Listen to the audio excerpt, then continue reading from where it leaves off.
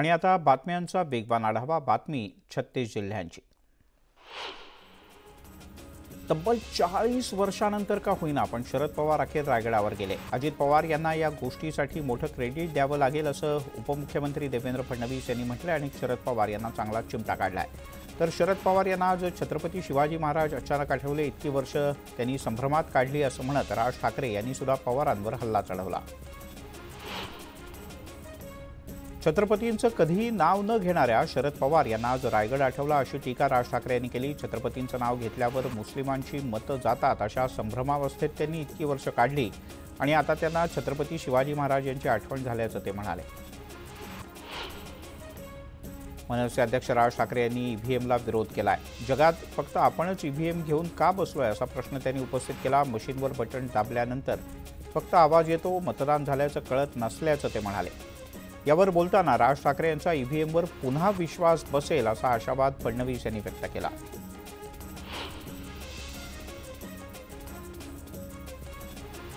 मुख्यमंत्री एकनाथ शिंदे यांनी वाढदिवसाच्या शुभेच्छा देण्यासाठी खासदार उदयनराजे भोसले यांच्या साताऱ्यातल्या जलमंदिर पॅलेस या निवासस्थानी भेट दिली. उदयनराजे म्हणजे दिलखुलास आणि मोकळ्या मनाचा माणूस अशी स्तुतीसुमनं यावेळी त्यांनी उधळली.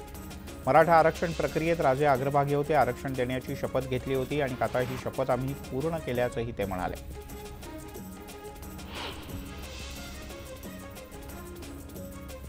जितेंद्र आव्हाड यांनी तुतारी वाजवून दाखवली पण आवाज तुतारीतूनच आला पाहिजे. मी त्यांना 1 लाख रुपये देईन असं आव्हान अमोल मिटकरी यांनी दिलं. यासाठी त्यांनी 1 लाख रुपयांचा तयार केलेला चेकही दाखवला. मात्र या चेकमध्ये जिथे आव्हाडांचं नाव लिहायचं आहे तिथे रक्कम आणि जिथे रक्कम लिहायची असते तिथे आव्हाडांचं नाव लिहिलेलं पाहायला मिळालं. वरळी कोणाचा बालेकिल्ला नाही. वरळी हा काम करणाऱ्यांचा बालेकिल्ला असल्याचा टोला राहुल नार्वेकर यांनी ठाकरेंना लगावला. 3 आमदार असून सुद्धा वरळीकरांची निराशा झाल्याची टीका त्यांनी केली. उपमुख्यमंत्री अजित पवार यांच्या पत्नी सुनेत्रा पवार या बारामतीच्या दौऱ्यावर आहेत. बारामतीतील विविध विकास कामांचं भूमिपूजन आणि विविध कामांना त्यांनी हजेरी लावली. यावेळेला शहरात वी सपोर्ट सुनेत्रा वहिनी असे फ्लेक्स अनेक ठिकाणी लावल्याचं दिसून आलं. रासपचे नेते महादेव जानकर यांनी बुलढाण्याचा दौरा केला. यावेळेला त्यांनी कार्यकर्त्यांना कामाला लागण्याच्या सूचना केल्या. रासप लोकसभेच्या 48 जागा लढवणार असून यासाठी आम्हाला उमेदवार सुद्धा मिळत असल्याचं त्यांनी म्हटलंय. शरद पवार यांनी बैठकीचं आमंत्रण दिल्याचंही त्यांनी नमूद केलं.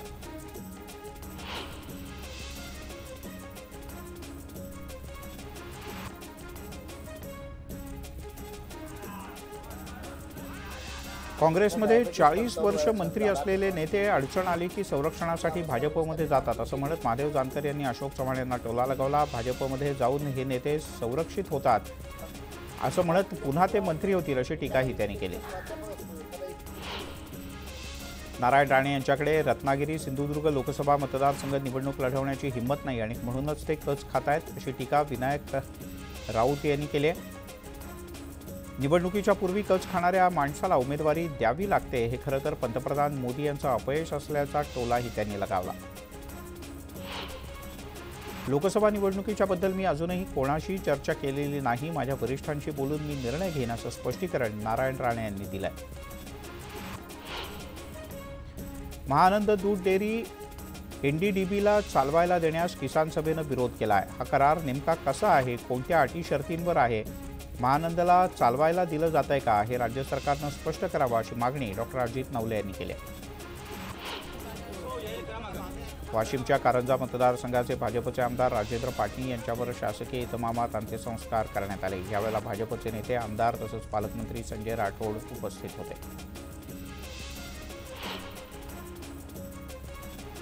जालना जिल्ह्यातल्या बदनापूर पोलीस स्टेशनमध्ये हजारो मराठा आंदोलक घुसल्यानं काही काळ तणाव निर्माण झाला होता. संभाजीनगर महामार्गावर धोपटेश्वर इथे रास्तारोको करत असताना या आंदोलकांना पोलिसांनी ताब्यात घेतलं. यानंतर त्यांनी गोंधळ घालत पोलीस स्टेशनमध्ये ठिय्या मांडला. लाठीचार्ज करणाऱ्या पोलिसांच्या निलंबनाची मागणी करण्यात आली. जळगावच्या टॉवर चौकात मराठा बांधवांनी रास्तारोको केला. जोरदार घोषणाबाजी करत मनोज जरांगे पाटील यांचं समर्थन तर सरकारचा निषेध करण्यात आला. या आंदोलनात मुस्लिम बांधव सुद्धा सहभागी झाले होते. आरक्षणाच्या मुद्द्यावर मनोज जरांगे पाटील यांनी दिलेल्या आदेशानुसार नाशिक जिल्ह्याच्या ग्रामीण भागात मराठा समाज रस्त्यावर उतरला. मालेगावातील सर्व प्रमुख रस्त्यांवर आंदोलन करण्यात आलं. यामुळे वाहतुकीचा काही काळ खोळंबा झाला. मनोज जरांगे पाटील यांच्या आवाहनानंतर हिंगोली जिल्ह्यात मराठा समाज बांधवांच्याकडून ठिकठिकाणी रास्ता रोको करण्यात आला. हिंगोलीतील सर्व महामार्गांवर मराठा बांधवांनी आंदोलन केलं. ठिकठिकाणी वाहतूक ठप्प झाली होती. बीडच्या परळीमध्ये मराठा समाजानं तब्बल 2 तास रास्ता रोको केला. सगळेसोयरे या शब्दाला ग्राह्य धरूनच मराठा समाजाला सरसकट आरक्षण द्यावं अशी मनोज जरांगे यांची मागणी आहे. या उपोषणाला पाठिंबा देण्यासाठी हे आंदोलन करण्यात आलं. नांदेडच्या अर्धापूर तालुक्यातल्या पिंपळगाव पाटी इथे मराठा आंदोलकांच्याकडून रास्ता रोको सुरू होता. याच दरम्यान काँग्रेसचे हादगाव इथले आमदार माधव पाटील जळगावकर नांदेडमध्ये येत होते. मात्र आंदोलकांनी त्यांची गाडी रोखून धरत त्यांना घेराव घातला. यानंतर आमदारांना पुढे पायी जावं लागलं. सोलापुरात मराठा समाजाचा रास्ता रोको आंदोलनात वधूवर आणि वराडी मंडळी सुद्धा सहभागी झाल्याचं पाहायला मिळालं. पंढरपूर मोहोळ महामार्गावर रास्ता रोको करताना वधूवरांनी रस्त्यावर उतरून मराठा समाजाला आरक्षण देण्याची मागणी केली. या आंदोलनानंतर वधूवरांनी लग्नगाठ बांधली. पुण्यातील नवले पुलाच्या जवळ विचित्र अपघात झाला. ट्रक चालकाचं वाहनावरचं नियंत्रण सुटल्यानं त्यानं 8 ते 9 वाहनांना जोरदार धडक दिली. यात काही प्रवासी जखमी झाले तर वाहनांचं मोठं नुकसान झाल्याची माहिती मिळते. विजेचा धक्का लागून एका 17 वर्षीय तरुणाचा मृत्यू झाल्याची धक्कादायक घटना उल्हासनगरच्या राधेश्याम नगरमध्ये घडली. महावितरणच्या विद्युत वाहिनीचा प्रवाह परिसरात उतरल्यानं ही दुर्घटना घडल्याचा आरोप करण्यात येतो. या भागातील अनेकांना विजेचा शॉक लागत असल्याचं सांगण्यात येत आहे. विरारच्या खार्डी गावातील डोंगराला भीषण आग लागली होती. ही आग 1 ते 2 किलोमीटर अंतरापर्यंत पसरल्यानं आजूबाजूच्या गावांना मोठा धोका निर्माण झाला. आगीवर नियंत्रण मिळवण्याचे शर्थीचे प्रयत्न मगाचपर्यंत सुरू होते. अहमदनगरच्या कळेगाव परिसरात बिबट्या आढळून आल्यानं एकच खळबळ उडाली. या बिबट्यानं एकावर हल्ला करत त्याला गंभीररित्या जखमी केलं. यामुळे एकच खळबळ उडाली. परिसरात सध्या दहशतीचं वातावरण आहे.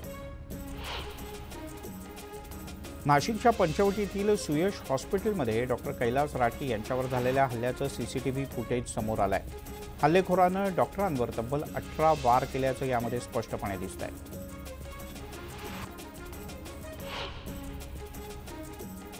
बुलेटिनमध्ये घेऊयात एक छोटासा ब्रेक. पाहत रहा news 18 Lokmat.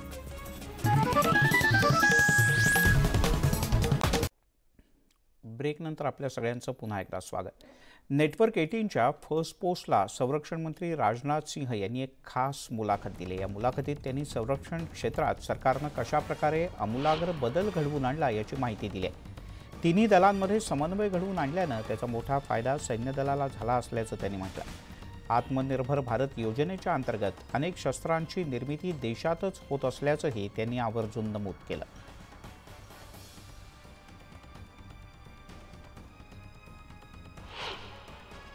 Short term pain की बजाय लॉन्ग टर्म गेन पर ध्यान दिया. साथियों, हमने आर्मी, नेवी और एयरफोर्स की इंटीग्रेशन पर ध्यान दिया.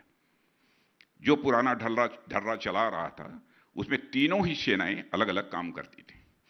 इनके बीच कोलैबोरेशन सामान्यतः जितना होना चाहिए उतना देखने को नहीं मिलता था, जिस वजह से विपरीत परिस्थितियों में एक दूसरे के साथ कोऑर्डिनेट करने में स्वाभाविक रूप से थोड़ी समस्या आती थी. हमने जब इंटीग्रेशन पर ध्यान दिया तो शॉर्ट टर्म में थोड़ा सा डिफिकल्ट अवश्य था, इसमें कहीं दो मत नहीं है.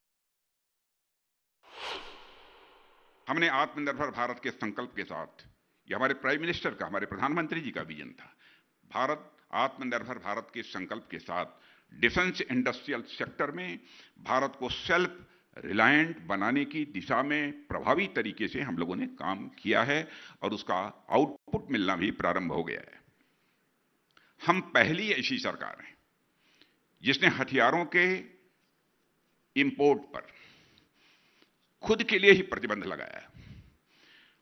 अब बस कल्पना करके देखिए कि शॉर्ट टर्म में किसी भी राष्ट्र के लिए कितना पेनफुल है यदि वह राष्ट्र आत्मनिर्भरता की ओर अपने कदम बढ़ाने के लिए कुछ हथियारों के इंपोर्ट पर ही प्रतिबंध लगा दे.